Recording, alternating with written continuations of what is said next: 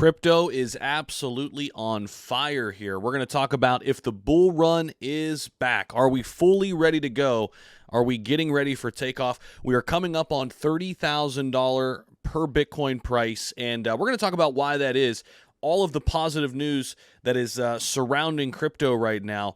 Now, again, it depends who you talk to. Some may say it's negative, but as we can see, institutional money is coming into Bitcoin right now, coming into Ethereum, coming into crypto, coming into some of the large caps, and there's a reason for that. We talked about it ad nauseum yesterday, talking about the likes of Fidelity, Charles Schwab coming together to create a new cryptocurrency exchange. Why is this so important? Well, this cryptocurrency exchange will be the most trusted.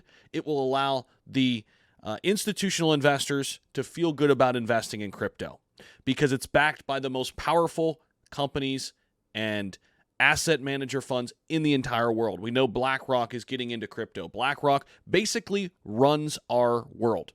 Seriously, that's how wealthy, that's how powerful they are. It's not just about money, it's about power. BlackRock has every major corporation in their back pocket, right? So the fact that BlackRock is getting into crypto, this basically tells me that institutional money and the smart money, if you will, is going to be getting into crypto. We're already seeing it happen. I think this is already happening. There's no reason how Bitcoin could be up 9% in the last 24 hours.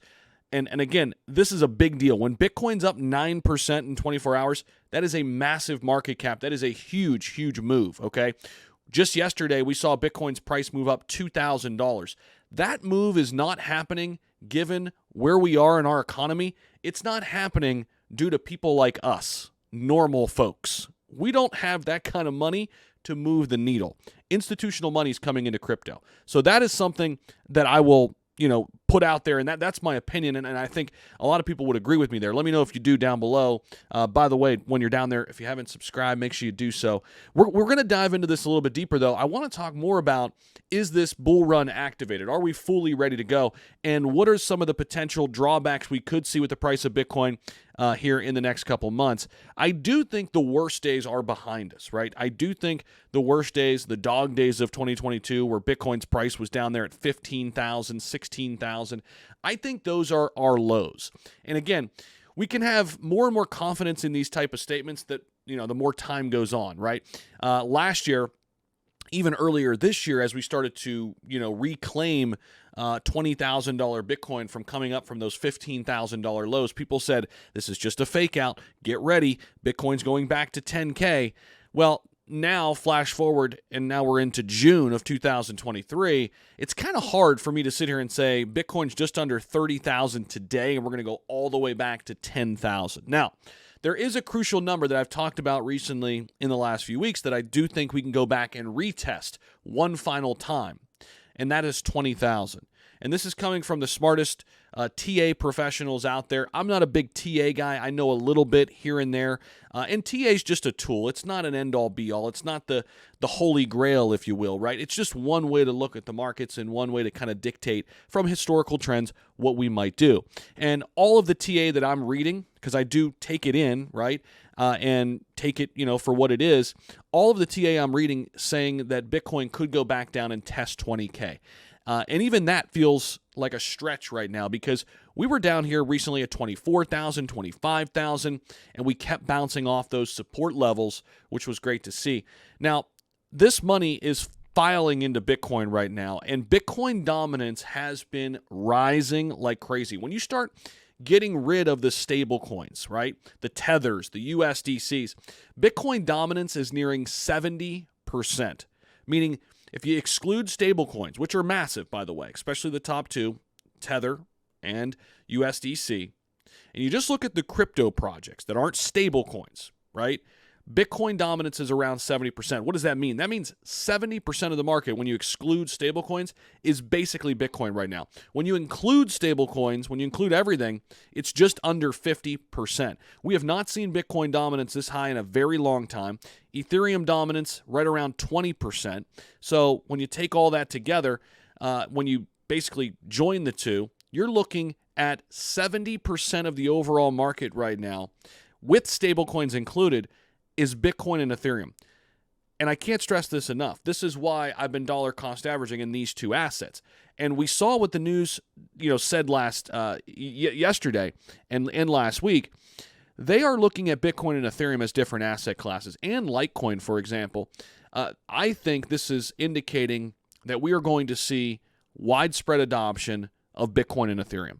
And that's my opinion. I'm just a talking head on YouTube. Do not take everything I say as whatever, fact, right? It's just my opinion here. I'm trying to, provide analysis, and I'm not a financial advisor. I don't have any of those credentials. So I'm just trying to figure out the best way that, I could take advantage of these times, right? Because we know this big shift's happening.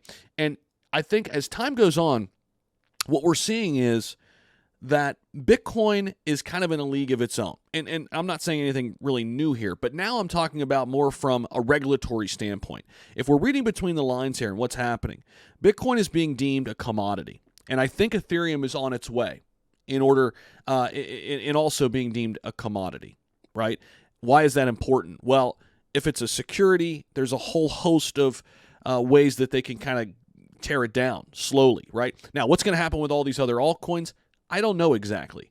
The great thing about crypto is it's global. They're going to be here. There's going to be great altcoins. They're going to produce great gains. I think Cardano and Solana and Dogecoin and XRP and Tron and Litecoin, Polygon, they all have great opportunities, and I think they will still produce big gains. And you see, I mean, they're up right now too. I mean, they're coming up with Bitcoin as well. But in terms of risk associated with your investments, there's no doubt that Bitcoin and Ethereum are the two, least risky options right now in crypto. And I think it's even becoming more and more clear as time goes on. And we're seeing what happened yesterday. I think this is going to bring huge, huge money into Bitcoin and Ethereum. And keep in mind that Ethereum, what the Sam hell?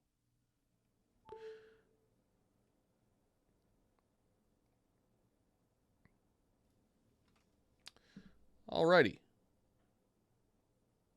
Guys, power just went out. I think the video is still going. But keep in mind that Ethereum is much, much less of a market cap. Let me see if I can put this light back on. Much less of a market cap than Bitcoin, so it should have a lot of room to go and a lot of room to run. So I do think there's probably more upside still here with Ethereum. There's also more risk associated with it. So that's why I'm, really kind of dollar cost averaging in both. But don't be surprised if Ethereum gets really close to Bitcoin's market cap in this next run, because when you look at the institutional money that's still on the sidelines, they're going to look at Ethereum as a much bigger opportunity because it's a much smaller market cap, right?